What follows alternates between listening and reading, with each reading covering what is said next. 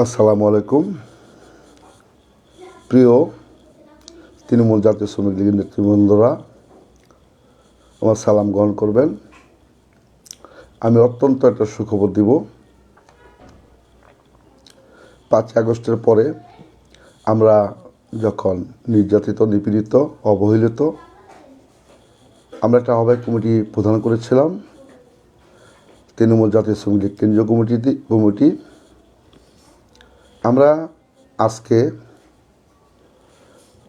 পূর্ণাঙ্গ কমিটি ঘোষণা করেছি, তৃণমূল জাতীয় শ্রমিক লীগ কেন্দ্রীয় কমিটি। জাতীয় শ্রমিক লীগ থেকে রূপান্তরিত তৃণমূল জাতীয় শ্রমিক লীগ। আমি সবার উদ্দেশ্যে একটা কথা বলবো। অলরেডি আমরা আল্লাহর রহমতে 18টা জেলা কমিটি দিয়েছি, 3টা মহানগর দিয়েছি।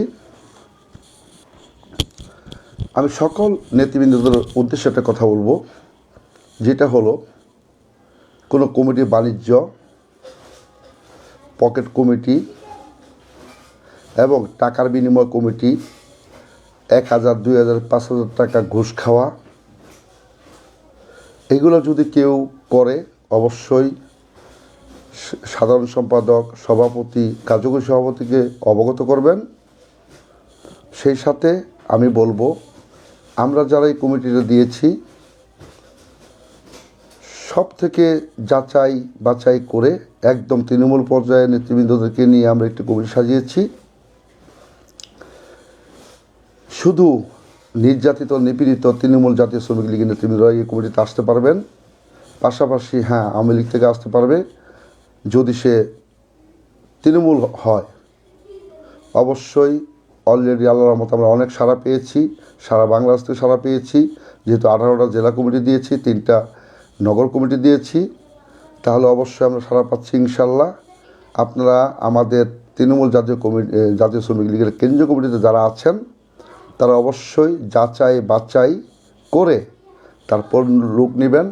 কোনো ভাই চলবে না, বোন চলবে না, আত্মীয়স্বজন চলবে না। সংগঠনের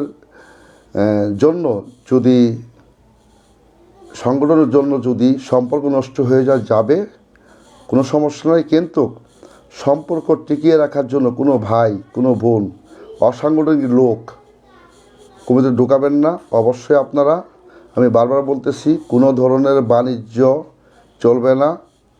আমাদের যে লক্ষ্য, জাতীয় শ্রমিক লীগ যেহেতু ধ্বংস হয়ে গেছে জাতীয় শ্রমিক লীগ থেকে রূপান্তরিত তৃণমূল জাতীয় শ্রমিক লীগ, আমরা ইনশাল্লাহ এমন একটি সংগঠন তৈরি করব যেন ভবিষ্যতে বলতে পারে তৃণমূল জাতীয় শ্রমিক লীগ একটি শক্তিশালী সংগঠন।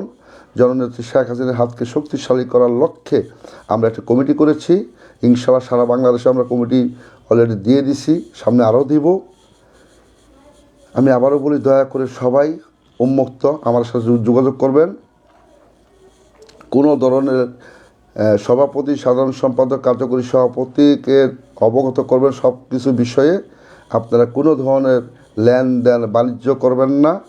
একজন কর্মীকে যাচাই বাছাই করে চুলচেরা বিশ্লেষণ করে তারপর অবশ্যই কমিটিতে ঢোকাবেন। দেখবেন আত্মঘাতী অবশ্যই আছে কমিটিতে ঢোকার জন্য, তাদের সেই সুযোগটা না পায়। আর আমরা আমাদের নেতৃত্বে চলব, আমরাই নেতা, আমরাই কর্মী।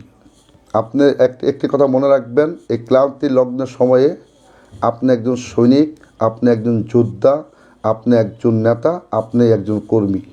কারো অপেক্ষা না করে, কারো কথা না শুনে, কারো প্রচারণা না পড়ে আপনি আপনার ব্রেনটে, আপনার মগজে যেই বুদ্ধিটা আসে সেটাই আপনি করবেন। তাহলে দেখবেন আপনার জীবনে সফল হতে পারবেন ইনশাল্লাহ। আমাদের জন্য সবাই দোয়া করবেন, সবাই আমাদের জন্য দোয়া করবেন। আমরা যেন সৎ নিষ্ঠার সাথে এগিয়ে যেতে পারি, দূর থেকে দূরান্তর জননেত্রী শেখ হাসিনার হাতকে শক্তিশালী করে পুনরায় বাংলাদেশে ফিরিয়ে এনে আবার যেন মাননীয় প্রধানমন্ত্রী বানাতে পারি ইনশাল্লাহ, এই আশা ব্যক্ত করে আজকের মতো আমি বিদায় নিলাম। জয় বাংলা, জয় বঙ্গবন্ধু, জয় শ্রমজীবী মানুষের। আসসালামু আলাইকুম।